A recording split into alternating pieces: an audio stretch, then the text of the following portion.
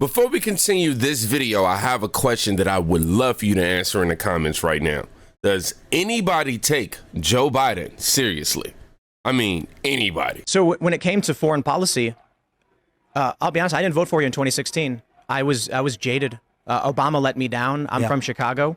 I thought 2016 was silly. And then in 2020, with the timeline for getting out of Afghanistan, right? When you tried to get our troops out of Syria, my question is, why are we in Syria? Who even knew? Yeah. And they lied to you, and they lied to us about the number of troops in there. And so maybe it's a bit blunt for me to say I want to see people prosecuted for the lies to the American people. But in terms of foreign policy, perhaps it's a little bit of a biased interview, but I think you're the greatest president of my lifetime. Oh, I appreciate it. And ending the wars that we should not have been involved in. Now the fear is World War III. Yeah. What are you looking at when you enter your next term to stopping the escalation? Well, first of all, I'm the only one that is going to stop World War III, because this man can't put two sentences together. He doesn't know what he's doing, doesn't know where he is. And amazingly, it seems like he's going to be running. You know, it's a lot of people say, do you think he'll make it to the starting gate? Well, we'll see what happens. But if you look at Viktor Orban, because we don't want to see wars. I don't want to see wars. I was in no wars other than we finished a war with ISIS, and we completed it, 100% complete. But I don't want to see wars. I think it's so horrible, so unnecessary, so costly in terms of lives and money in that order, and destroying these countries. You know, you're destroying culture. When you look at Ukraine, that would have never happened if I were president. You look at the October 7th attack on Israel, it would have never happened. I look at your policies, I see secure the borders, bring jobs back. I look at the Democrats and many Republicans, and it's foreign war and foreign expansion. That's right. What is that? I think it's just a failed mentality. It's crazy. You can solve problems over a telephone. Instead, they start dropping bombs. I see recently they're dropping bombs all over Yemen.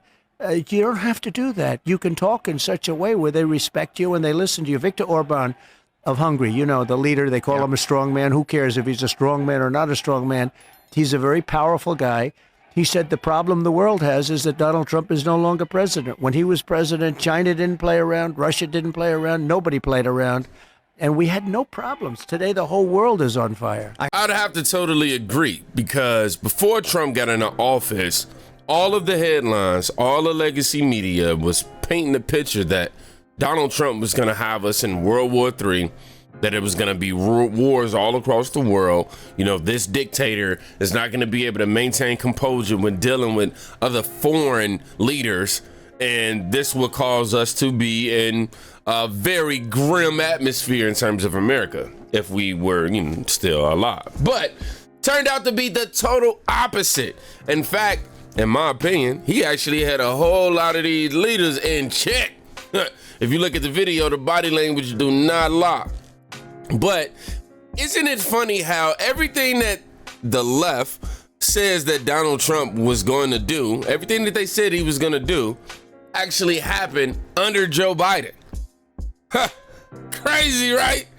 I don't find it crazy these days. I actually find that to be quite normal, for the left to point the finger and to hypocritically be pointing the finger, because they know that on the other side of that finger is them doing exactly what they're pointing at. Not only that, Trump also eliminated a suspicion. Well, really, Tim Cash, just pretty much saying, what's the point of having our troops in these places in the first place, right? Then it begs the question, sounds like the military-industrial complex wants to make their money on these wars. They want to make their money on forever wars. And that right there, man, should alarm the American people. That right there alone. We need Trump back for sure, man. Young people, surprisingly, immigration is a top issue for them now. I was talking to a young guy, he's 26. He says he's watching what's going on in New York. He owns a business. He can't afford to buy his own house. He struggles to be able to support a family. And I know that you've said that there's going to be the largest deportation effort in your next term. How do we do it? So millions and millions of people are coming into our country, and it's not necessarily exactly what we want or had in mind. They have open borders where people just flow in, and many of those people are coming from prisons. Many of those people, frankly, are murderers, and they're drug dealers, and they're coming from mental institutions, and they're coming from places that are not going to work very well. It's not going to be very good for our country. So we're going to start with that, and we have to get them out. No country can sustain what we're going through. I believe the number is 15, 16 million, could even be 17 million people right now. Is That's more than almost, that's bigger than almost all That's of our states. insane. I think it's freaking out young people. How do we do it though? I mean, is it going to be new personnel? It will really be done with local police. You know, the respect has been taken away. The honor has been taken away from our police forces. They're not allowed to do anything.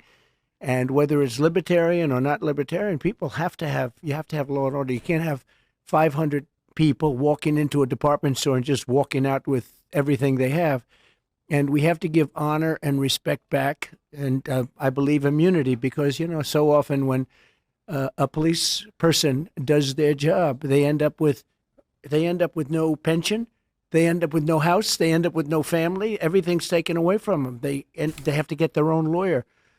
So we're going to give them back their dignity and their strength. The local police know the criminals that we're talking about. They know their first name, their middle name, and their last name. They know everything about them. And we're going to have to let them do that. And they will bring them in. We have no choice. And these are, in many cases, and this is from all over the world, not just South America, which is big enough, but they're coming in from the Congo. They're coming in from all parts of Africa. They're coming in from all parts of Asia. And it's an invasion into our country, and no country can handle this. So we're going to have them taken out. Local police, we're going to work very closely with the local police, and it's been done before.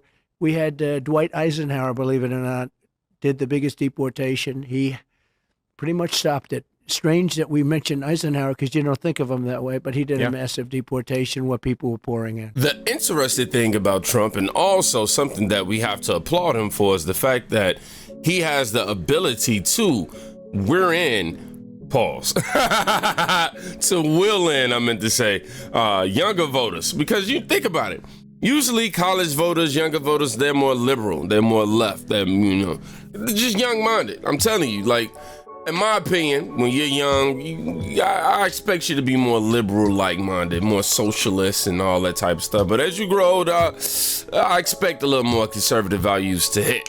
But to be honest with you, the invasion that we're seeing at the border is a concern for all of us. You know what I mean? And I think that this was also a cue for the young people to be made aware of what's really happening in our country. They're seeing it with their own eyes. You know what I'm saying? Like, all these illegal immigrants coming here, and not only are they being provided opportunity, they're getting free money, free housing, free health care. You got people on the waiting list that's been on the waiting list forever. I'm pretty sure you got some people on there that just been waiting for some years. But people that waiting forever to get to get health care. And it's been given to these illegal immigrants. Bro, there's a big problem. Definitely, I don't think that our country can sustain this level of invasion for too much longer. And the young people, outside of that, having Joe Biden in office, we able to see the corruption clear as day. I'm trying to tell y'all, Biden was the best / worst thing that happened to us. Best in terms of opening up our eyes. Worse because, our country is failing. I got one big question for you. So part of my family comes from Korea. Good. And you did what I think is one of the most tremendous things. You crossed the demilitarized zone into North Korea with no security as a sign of goodwill and peace with the hostile nation. And I've had people tell me it never happened. So I think people need to know about it. I'm wondering if you can just tell me how did that happen? How did it come to be? And it hasn't happened since. Yeah. And when I met with, the handoff, you sort of meet with the previous president for a period of time. The meeting lasted for quite a while. With President Obama, you sit in the Oval Office and you talk, and the press is outside, and you talk for a little while. He said the single greatest threat we have is North Korea. And I said, have you called them? Have you tried to talk to them? Little things like that. And didn't matter what the answer was. He felt that was the single biggest threat in the world was North Korea. And as you know, there was certain hostility when I first started, and all of a sudden it boiled down to something that was very beautiful, the way it happened. And I got along with him very well. And I will say that if Hillary won that race, you would have had a nuclear war and millions of people would have been killed.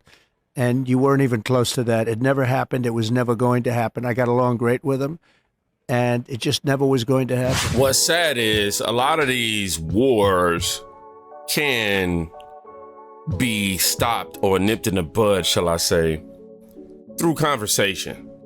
And what I just heard Donald Trump say was there was one person assuming that there was something going on with another group of people. And instead of that one person making that phone call to clarify, to make sure everything is cool, he just jumps on the assumption train. But you got people like Donald Trump, who's a businessman. And I think that has helped him during his presidency as well, to be able to deal with all these different policies, to be able to deal with all these different leaders in these different countries and all of that. Because he's a businessman, he's like, look, man, and then on top of that, he's somebody who don't like war. Two great traits. I'm a businessman or don't like war. Let's just come up to a deal that way we can avoid losing lives. I'm not with it whatsoever. That's a president. The hell? That's the president that I can get behind right there. Pause. Oh man, that's the president that I support. Man, this is what's going on. Hat. It's the hat.